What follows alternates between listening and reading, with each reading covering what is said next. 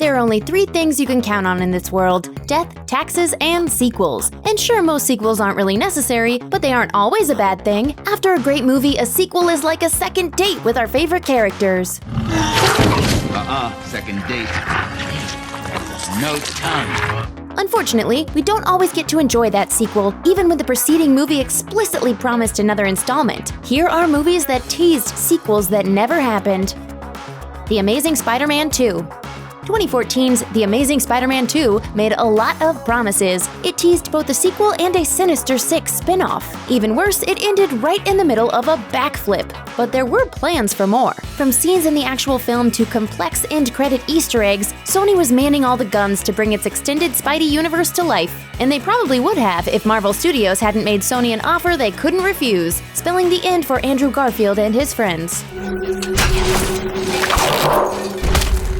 The 2 studios agreed in 2015 to share joint custody of the web-slinger, freeing him up to appear alongside his fellow heroes in Marvel-produced films. The part was recast with Tom Holland, and The Amazing Spider-Man 3 never materialized.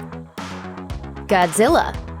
Following the unprecedented success of the MCU, practically every film studio was eager to cash in with cinematic universes of their own, but virtually none have had much luck, with the possible exception of Legendary's MonsterVerse. 2014's Godzilla and 2017's Kong Skull Island were both well received, and 2019's Godzilla King of the Monsters looks to continue the trend with an all-out kaiju brawl. But this success was a long time coming. After 1998's Godzilla bombed, the big green lizard's big screen fortunes were essentially crushed for the better part of 2 decades.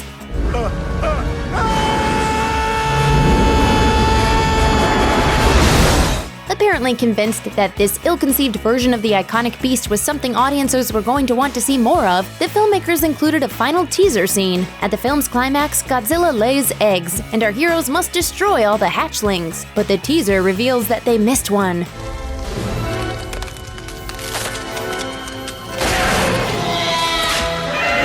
Unfortunately, the film's poor reception sank any chance of a sequel, and it left the door open for Legendary to acquire the rights in 2010, which so far seems to be working out well.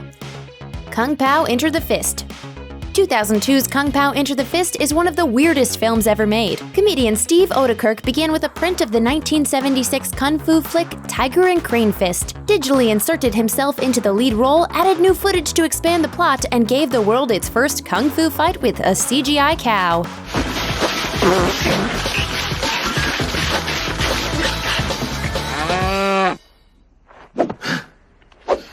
It's crass, juvenile, and awesome, and fans have been waiting for the sequel teased in its final scene. The bit plays like a trailer, teasing the ongoing conflict with the aliens which were revealed to be the first film's villains, as well as the brawl that's sure to ensue when the Kung Fu Cow returns for revenge. Oedekerk insisted as late as 2015 that the sequel was still happening, but there hasn't been a whiff of news since, making the return of the Chosen One increasingly unlikely. Your days are over, mister. Bubba Ho-Tep.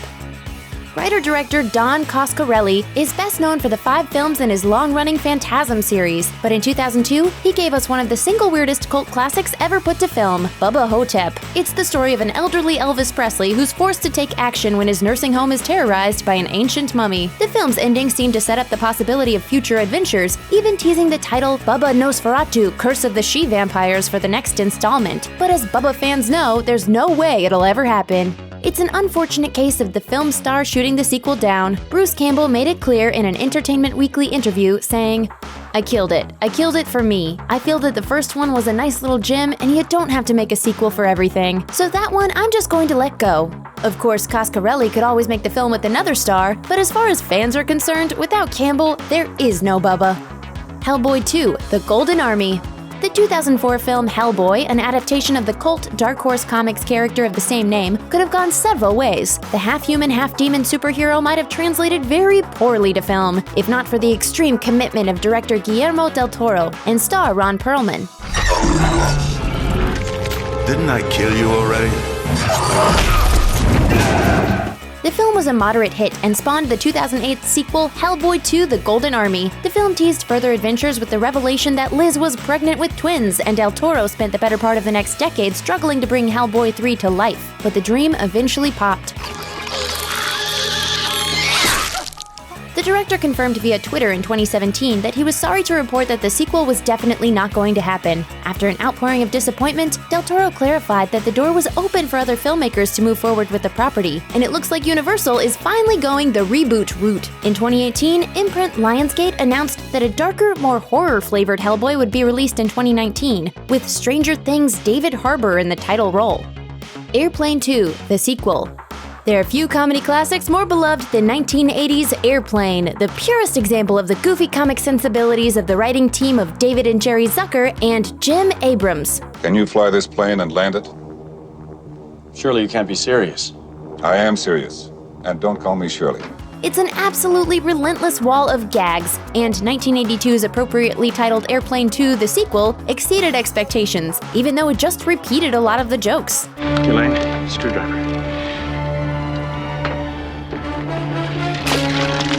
There seemed to be no reason why Captain Ted Stryker and crew wouldn't return for a third go-round, and a post-credits title card promised that Airplane 3 was on the way, but the blame for this empty promise can pretty much be pinned on Hayes himself. Years later, Hayes revealed that he'd simply gotten sick of people pestering him about the forthcoming picture, causing him to back out. He explained, "You have to understand the atmosphere 31 years ago. Sequels were frowned upon. They were negotiating for doing Airplane 3, and it had really gotten to me. I was being ragged on by the press a lot when I'd go to events. When I finally said I'm not going to do it, that was it. They didn't do it."